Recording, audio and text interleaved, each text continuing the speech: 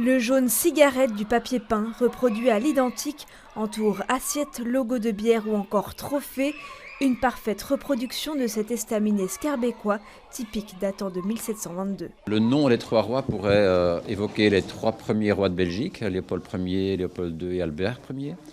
Ou alors, une autre explication plus biblique serait que ça la renvoie au roi mage, en ce sens que dans d'autres cafés de la place Poge, il y avait le café à Bethléem, il y avait à Jérusalem. Le café, initialement situé chaussée de Actes, a été transformé en musée en 1995 par l'ancien tenancier. Ce dernier décède en 2016 et emporte avec lui l'endroit, revendu par la suite. Mais c'était sans compter sur la détermination de Philippe, amoureux de ce patrimoine.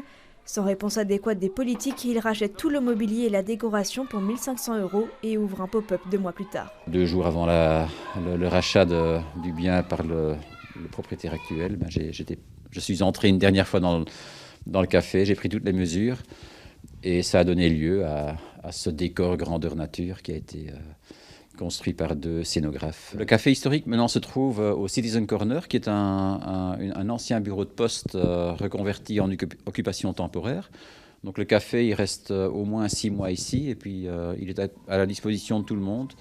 Donc tout habitant de quartier ou scarbécois peut organiser des fêtes ici. Depuis, Aux Trois Rois se déploie chaque année jusqu'ici dans 7 lieux différents. Ce café, où les prix s'affichent encore en francs, est aussi un hommage à Poge, personnage folklorique et emblématique qui fréquentait le lieu début des années 1900. C'est un personnage assez simple qui mesurait 1,57 m comme on le voit ici, hein, donc c'est un petit personnage, d'où ce nom Poge, qui est un surnom.